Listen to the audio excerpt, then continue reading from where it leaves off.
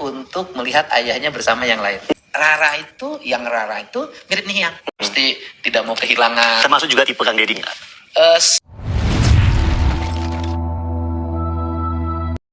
Sampurasun, halo warga pecinta KDM.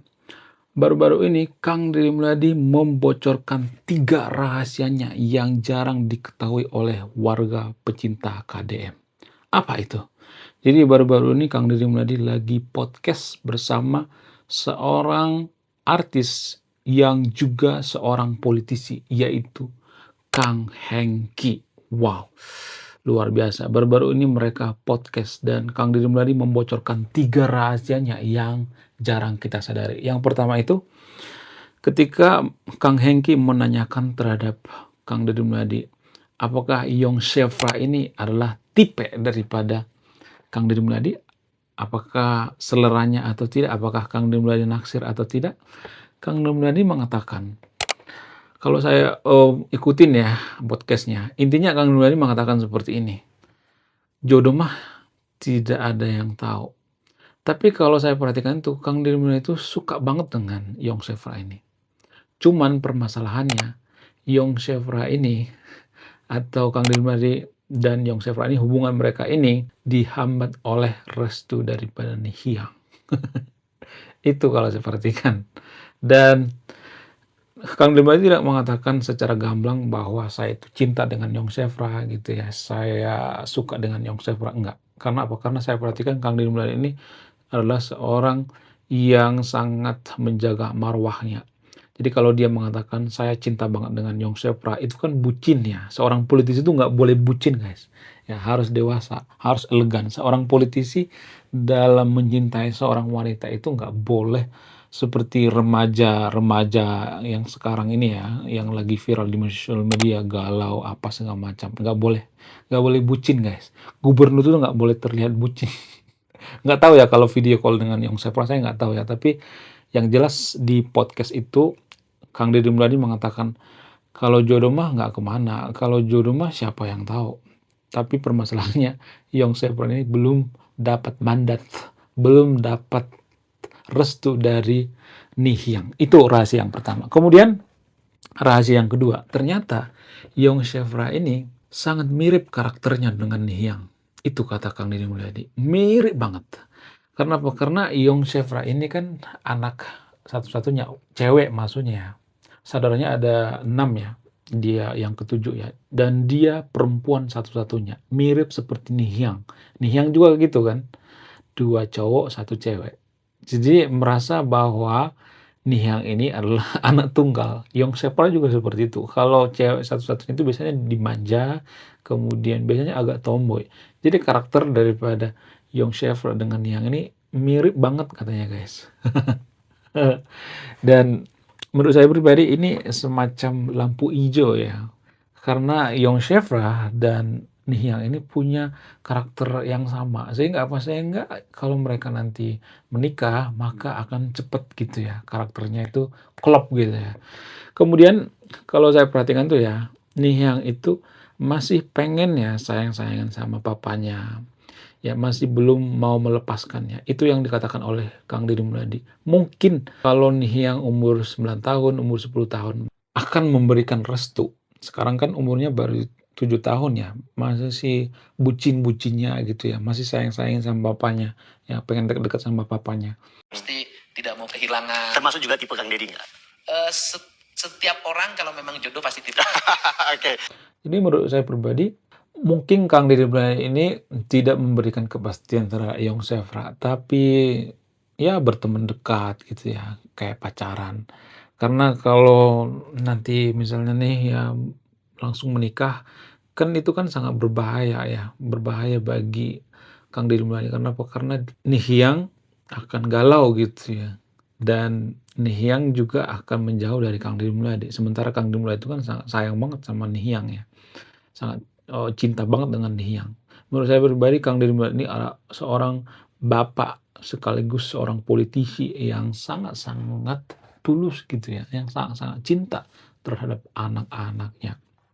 Kemudian rahasia yang ketiga yang dibeberkan oleh Kang Deddy Mulyadi di podcastnya Kang Hengki ini adalah Ternyata Kang Deddy Mulyadi itu tidak suka yang namanya minum air dingin, maksudnya es gitu ya, nggak suka yang namanya es-esan gitu ya. Walaupun waktu kecil Kang Deddy Mulyadi itu suka jualan es. Dulu Kang Deddy Mulyadi itu belum sekaya sekarang ya, masih kismin ya. Kang Deddy Mulyadi itu waktu kecil tuh suka yang namanya jualan jualan es mambo. KDM itu dulu jualan es mambo guys, tapi dia tidak putus asa, jualan es mambo keliling ya, keliling sekolah ya, keliling kampung. Nah, ketika dia dapat upah dari situ, duitnya ditabung dan dikasih sama orang tuanya, ya. Dari kecil Kang Deddy Mulyadi itu sudah jago jualan ternyata. Dan dia dipercaya gitu ya, dia amanah, dia tidak pernah yang namanya mencuri ya, kalau jualan ya jujur gitu ya, tidak pernah yang namanya melakukan yang namanya pencurian, sehingga dia dipercaya. Jadi Kang Deddy Mulyadi sebenarnya ya, aslinya itu pengusaha guys. Politisi itu cuman sampingan doang sebenarnya. Banyak yang belum paham bahwa Kang Deddy Mulyadi sebenarnya pengusaha, dari kecil dia pengusaha. Ya, dari kecil dia sudah sering jualan seperti es mambo, ya kemudian dia pernah jualan layangan, ya kemudian dia pernah jualan gorengan waktu mahasiswa, ya kemudian dia pernah jualan beras. Nah, hasil penjualan beras inilah sebenarnya modal Kang Deddy Mulyadi jadi politisi. Asli daripada Kang Deddy Mulyadi sebenarnya pengusaha guys, bukan politisi. Ya, politisi itu cuma sampingan doang ya. Sampai sekarang juga Kang Deddy Mulyadi kan seperti itu ya, punya peternakan sapi ya, kemudian punya peternakan kambing, punya sawah dan lain sebagainya. Jadi Kang Deddy Mulyadi itu adalah tipe manusia yang sangat sederhana kalau saya perhatikannya. Dia tidak pernah main golf ya. Ketika Kang Hengki menanyakan, "Apakah Pak KDM suka main golf?" Enggak.